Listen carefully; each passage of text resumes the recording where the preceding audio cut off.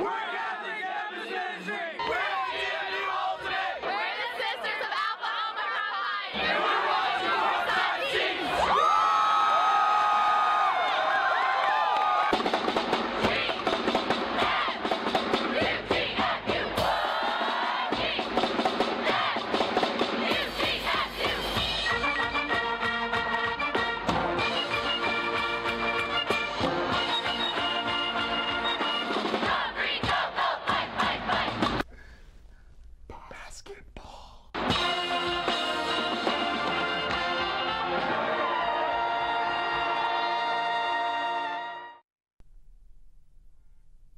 Welcome to the Courtside Seats post-game show. I'm Cody Norman. This is my partner, Daniel Zimmett.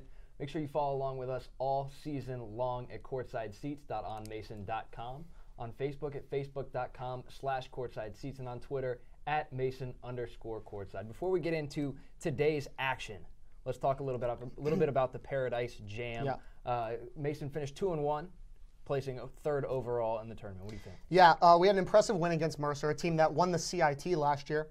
We really had a heartbreak loss to New Mexico in our second game of that tournament, and then ended up beating Quinnipiac in the third game to place third, like you said. But in that New Mexico game, we really had a bad 10 seconds that actually lost us the game. Brian Allen turned the ball over on an inbound pass that gave them those 6 points in the last 10 seconds to win. Do you think that loss to New Mexico really might have cost us the tournament? Yeah, I think one bad turnover. One bad turnover down the stretch. That the first half of those 6 points, the 3 points was off of really a deep three, an outstanding shot that was well guarded and all of that. So I think we can really look at the one turnover. The one turnover by Brian Allen coming out of a timeout. We couldn't get the ball in bounds, which is part of the reason why we didn't have any timeouts left as well. Couldn't get the ball in bounds and wound up losing on a 3-point shot. I mean, mental mistakes is what cost us. What cost us that tournament, really, if you look at it that way.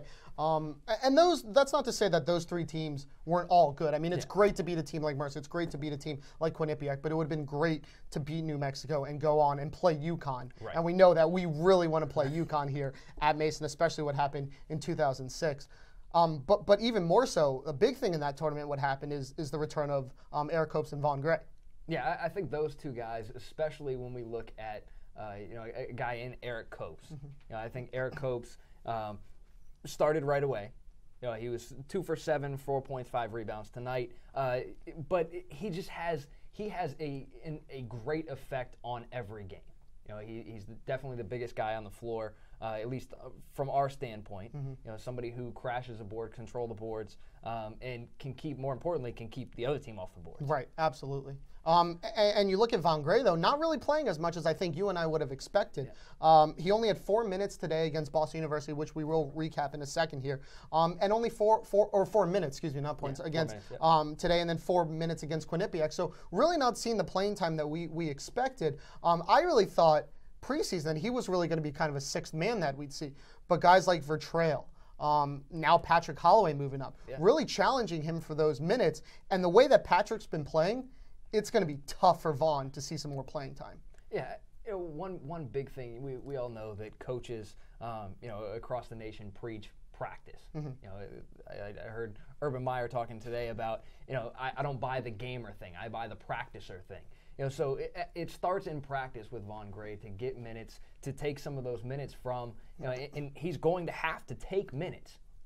These guys, Patrick Holloway, Vertrail Vaughns, Sherrod Wright, Anale Okoloji, all of those guys want to play just as bad as Vaughn does. So he's going to have to go into practice and beat those guys. Yeah, absolutely. And speaking of Patrick this year, 1 for 1 today, had 4 points. I mentioned to you one of the best, or about the best 3 minutes of basketball I've seen him play this year. He got a rebound, went up for the shot. He got fouled, made only one of his free throws, but then came back on the next possession and nailed a 3 from the corner. So he only had 4 points tonight, but he's shooting right around 40% from 3-point range this year. An unbelievable number for a freshman. We knew his shot was sweet coming in. But is he, in our minds, going to be the Vertrail that we saw our sophomore year, that guy that comes off the bench? If he has it, he's staying in. If he doesn't have it, he's coming right back out, maybe 9 points in 5 minutes, something like that? I think what makes Patrick a little more versatile than what we saw out of a guy like Vertrail Vaughns our sophomore year, is the fact that I think Patrick is a little bit more committed to the defensive end, first of all. I think he's somebody who's definitely committed to going out there and putting his best effort out into defense first. And on top of that, even now, I think Vertrail is much more of a three-point shooter. He's definitely somebody who wants to camp out in the corner and shoot the three. Whereas Patrick, I see as somebody who can absolutely knock down the three, but he's also somebody who wants to get to the rack and score at the rim as well. Yeah, you're absolutely right. And let's talk about today's game against Boston University. Mason won on really a final shot, 48-45 against Boston University. But Mason looked really sloppy and flat all throughout the game. Johnny Williams came in the postgame press conference and said the team came out lackluster. They should have come out more prepared, more ready to really take on a Boston University team that Coach Hewitt said was a much better team than they thought they were. You came in here and said that was one of the more boring games that you've seen while you've been at Mason. That game made me tired. It really did. That game made me extremely tired. As you mentioned, they came out sloppy, they came out flat, they came out lackluster, whatever you want to call it. Right. And what I thought was interesting was after the game, Coach Hewitt mentioned, this is a team that he doesn't think sees their full potential. Right. This is a team that he thinks it's up to he and his coaching staff to really inspire and show them that, you can compete with anybody. Yeah. Which, coupled with Brian Allen's post-game press conference, Brian told the media several times, hey, we believe in ourselves. We believe in this. We believe we're a good team. We believe in all this. But I don't think they're showing it. It's one thing to talk the talk. It's quite another to walk the walk. Brian said in the game against UVA in the postgame press conference that he thinks this team is better than last year's team. We had the player of the year last year. Yeah. That's going to be tough to top, having the player of the year on your team last year. And we're clearly not playing as well as we could. We shot 22 for 55 for 36% from the field. They were 15 for 53 for 28%. The stats show that it was a sloppy game. Really, the last 2 minutes of the game is where it got exciting. Yeah. Marko Gujanicic knocked down 2 free throws to tie the game at 45. He came in 1 for 9 on the season. Right. Clutch free throws from Marko, nailing 2 right there. And we held Boston University scoreless in the last 3 minutes and 32 seconds, going on a 9-0 run. I think that talks about the kind of heart we have down the stretch. Yeah, I think it does too. And perhaps most telling as far as heart goes, when everything was going wrong, and it looked like even on the last play of the game, it looked like there was nothing. It really didn't look like there was anything available. And Brian Allen went to the rack and threw up a circus shot at the buzzer, or not quite at the buzzer, with 0.2 might seconds, as well have been at right, the buzzer. With 0.2 seconds left, and drew an and one, knocked down the free throw, so that Mason could escape with a 48-45 victory. Escape is a perfect word to use right there. All right, we're going to step away for a quick second here. When we come back, Cody and I are going to recap our keys to success. Stick around. We're Mason Masters, and you're watching Courtside Seats.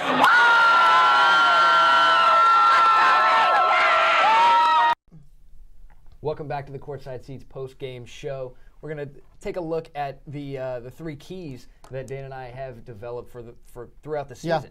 My first one today, you look at limiting turnovers is really my biggest one. I know I like to say that they're all equal, but I put it at the top for the reason it is my biggest my biggest key. Coach Hewitt said it last season. I'm continuing with what he said. Got to get that under 11. Throughout the tournament, first we had 19 turnovers, 16 turnovers, and 11 turnovers in the games that progressed, starting with Mercer, then New Mexico, then Quinnipiac. And today we had 8 in the first half, 8 in the second half, finished with 16, and in fact both teams finished with 16. So in our last 4 games, 3 of them we were over the turnovers that I'd like to see. So we really got to continue to get that number down. I think this game would have been, or we would have won this game a lot easier if the turnovers weren't as high. Also, I think a lot of the turnovers weren't really from bad passes, but more so mental errors. I think a lot of times we had balls that were really bad on throw-ins or inbound, off-ball fouls on offense. Not really guys that are trying to hit slashers or pass the guys to shoot the ball, but really mental mistakes. My second one, take and make the 3. Not just in percent, but in shots taken. I want to stress that a lot because last season we shot 132 less 3-pointers. Today we shot we shot 5. They shot 5 more. 5 more threes than we shot. They had 6 more points than us on threes as well, which really I think we need to see a lot more progress from the 3-point line. We only shot 12.5%. Finally, win the rebound battle. We did win 41-36 and 11-9 in offensive rebounds. But Coach Hewitt was really disappointed with the offensive rebounding production, saying that he really thought that we could have hit the boards harder in the post-game press conference. But Eric Copes is really, I think, going to bring a huge factor as the season progresses and he gets back into the flow. I think our rebound margin will continue to rise. Yeah, absolutely. I think we don't have a whole lot to worry about. I think that the rebounding edge is something, one of our biggest strengths, and will be one of our biggest strengths all season Absolutely. long. Now let's take a look at my 3 keys. Number 1, we got to spread the ball and spread the scoring. Today we had only one player in double figures, in Johnny Williams. Sherrod Wright with 9, and Brian Allen finished with 7, which included that last 3 points with 0.2 seconds left to go. Right. We really need to do a better job of passing the basketball. I think Coach Hewitt made a point of mentioning that in the press conference today, that we are a very good team when we pass the basketball. We're not a good team when we don't pass the basketball. So that, I think, is one of the biggest factors, something that accounted for such a sloppy game for the Patriots today. Number 2, we need to win the transition ball game. I think one of the biggest things, we're not even talking about scoring a lot of fast break points, which we only had 2 points in transition today, 10 points off of turnovers. That to me isn't a huge deal. But perhaps more importantly for me is scoring the ball quickly. Coach Hewitt likes to get up and down the floor. He likes to score in 10 to 15 seconds or so. And we were running a lot of half-court sets and running a lot of half-court sets through without getting good shots. We were taking a lot of jump shots, which we don't like to see, especially on a day like today when we have Eric Copes, Johnny Williams, John Arledge, Marko Gianicic, those 4 guys who had, to me, should have had an advantage in the post. Now, number 3, attack the basket and get to the line. We only shot 9 free throws today. We were 6 of 9. I've said this all season long. We had last season both Drexel and Delaware, who are going to be our biggest competition this year. Both of those teams were shooting 20-plus free throws per game. Mm-hmm. We are going to have to get to the basket, get to the rim in order to get fouled. Like I said, we are too much of a jump shooting team. We have to get to the basket. We have to be aggressive and get to the free throw line. On the flip side of that, Boston was only 8 for 11. So we didn't give up a whole lot from the free throw line, but there are going to be nights, if we can't get to the line, there's going to be some nights like the other night against Bucknell. When Bucknell was 17 for 22, we were 5 for 12. Yeah. Outscored by 12 from the free throw line just isn't going to cut it. The biggest one for me on your keys to success is get to the line, but we got to hit those free throws. That's been a problem going all season. Tonight we didn't get to the line enough to hopefully make them, but maybe miss them. But I think we really need to get to the line, as you said, and make those points. Let's go check out some highlights now from today's game in Mason's second victory over Boston University. Check them out.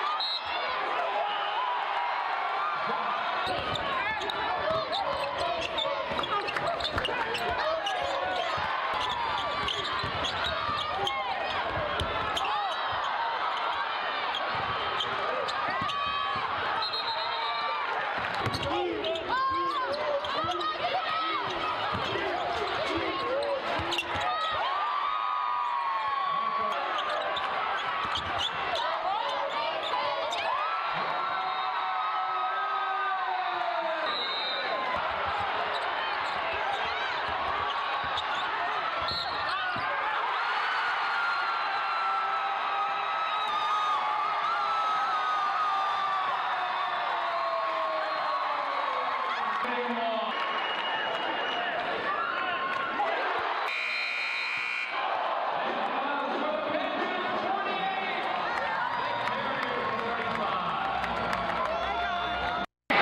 Catholic Campus Ministry, and you're watching Courtside Seats.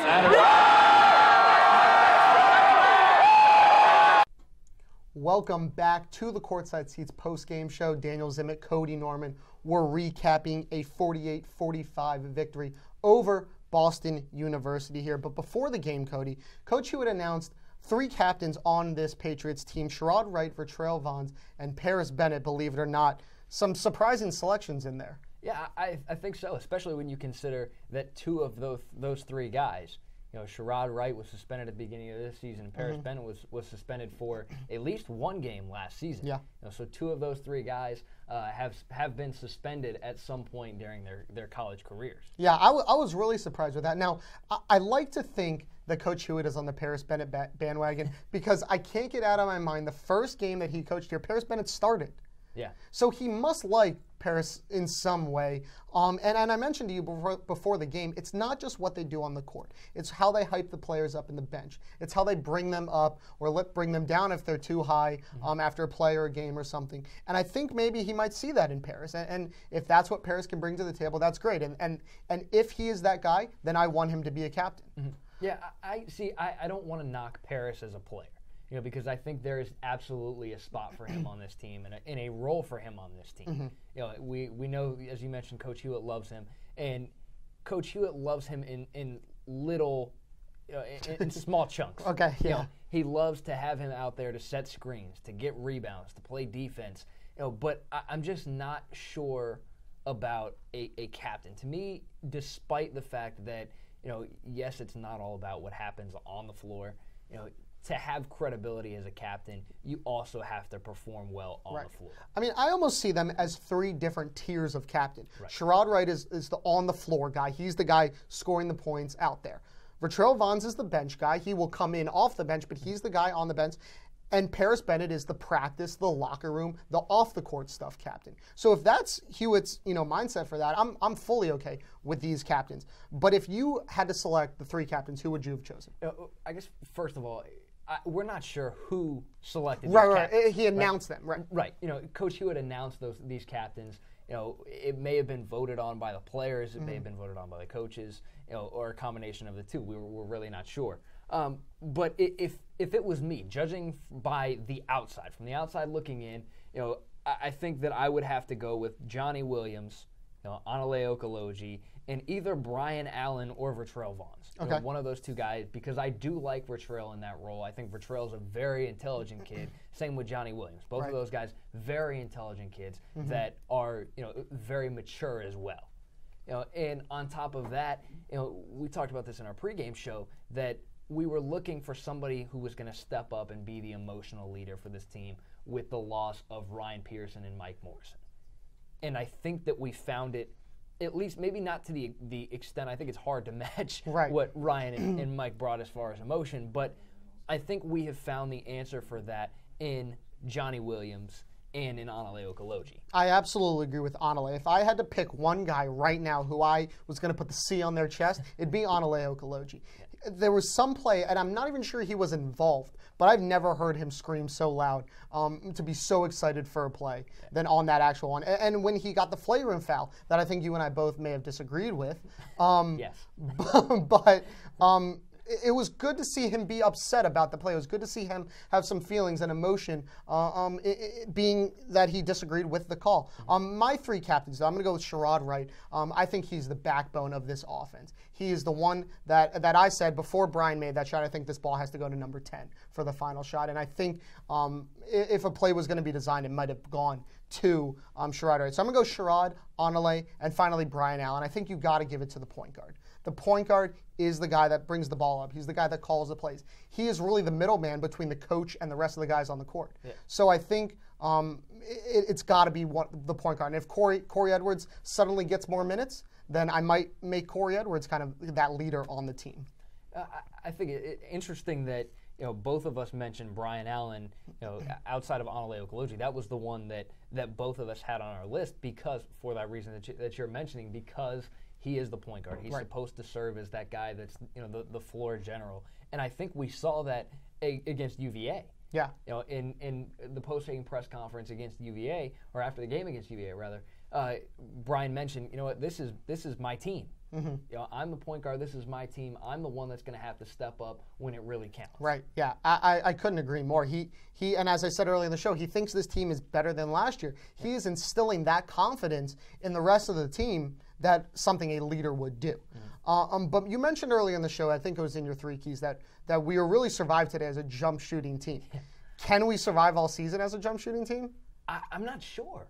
I'm really not sure because coming into this season, I think all of us would have pegged this team as our strengths lied in the interior. Mm-hmm. You look at guys like Eric Copes, Johnny Williams, John Arledge, Marko Gianicic. Those guys are they're post players. They may not always be back to the basket type of post players, but they're guys who should be 10 to 15 feet from the basket, no more. I mean, Anale at our 3 is 6'8". Yeah. We are 6'8" or taller at 3, 4, and 5. You would think that we're guys that are going to go ground and pound in the lane, get to the line, and not rely on jump shooting. I was surprised to see us be such a jump shooting team tonight. I didn't think we were going to do something like that. I agree with you. I don't think we can survive. I think to compare to football might be a bad comparison, but you got to mix up the pass and the run. Mm-hmm. You got to mix up the jump shots with the inside game, or they're going to nail you on the perimeter.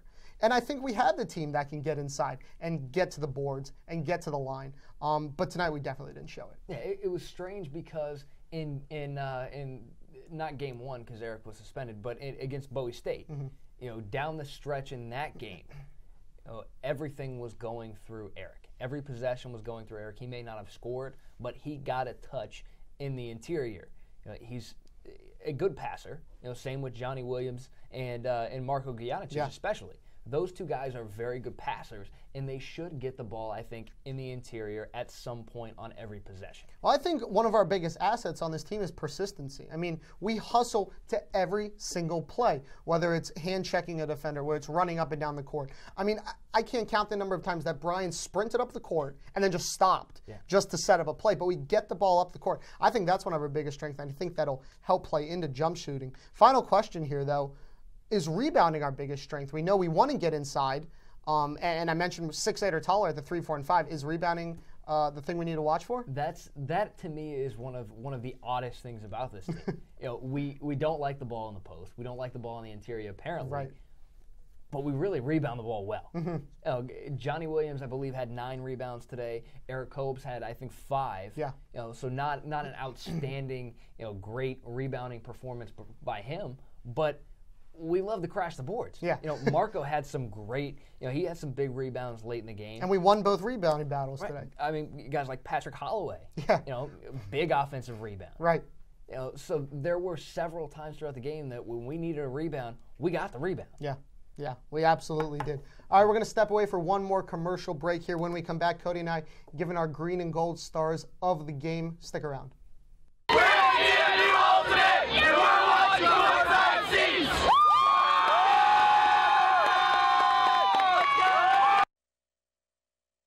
Back to the Courtside Seats post-game show right here on Mason Cable Network, channel 231, or online at courtsideseats.onmason.com. Daniel Zimmett, Cody Norman. Let's wrap up the show here, Cody, by giving our green and gold stars of the game. Why don't you go first? This was a tough game to find a star for. It was just that sloppy. But you know what? I think I'm going to have to go with Marko Gianicic. This is a guy who, coming into tonight's game, was 1 for 9 from the free throw line. And he got fouled late. He got fouled with about a minute left in the game with a chance to tie the game up. And the kid stepped up to the line and knocked down both free throws to tie this game up and really give Mason a chance to win the game without fouling, without putting the other team on the line and playing that game. Marko was able to give this team a shot to win it in regulation that way. And not only that, but he came up with some key rebounds. I think he finished with 3 on the game, but those 3 rebounds were down the stretch and were very key rebounds for this team to win. I'm going to go with Brian Allen. as my star of the game. He was 3 for 7 from the field, 7 points. 5 assists in the game was one of the bigger stats that stood out to me. I normally think of Brian as a shoot-first kind of point guard, so it was good to see him get 5 assists in the game tonight, really spread the ball out. And finally, of course, the game-winning layup, 0.2 seconds left. That shows a lot of heart. He said he drove in the post-game press conference. He said he drove in looking for someone else, I think, and I think Johnny Williams made a joke and said, well, I was open. But he looked for someone else. No defender was there. He was able to do a circus move and get the and one layup to win the game. I think he's really going to start to progress as the backbone, that middleman between Coach Hewitt and the rest of the team as the season progresses. Brian Allen is my star of the game. Make sure you tune into our next basketball game against Rhode Island, 8 p.m. On CBS Sports Network. We beat them 92-90 in overtime last year here. I think it was our first game of the season, actually. I think it was, too. Well, not only on CBS Sports Network, but also on WGMU Radio. WGMU, with right. our man Bill Rowland. Exactly. So make sure you tune into that. Also, 1 week from tomorrow, we play Maryland at the Verizon Center in the BB&T Classic. Going to be a terrific game. Be awesome to play in the Verizon Center. Make sure you get your tickets now at gomason.com. Our next broadcast right here, coming at you for the Courtside Seats post-game show, is going to be December 4th against UMBC, so you're not going to want to miss it. For Cody Norman, I'm Daniel Zimmett. Thanks for tuning in, everyone. We'll see you soon.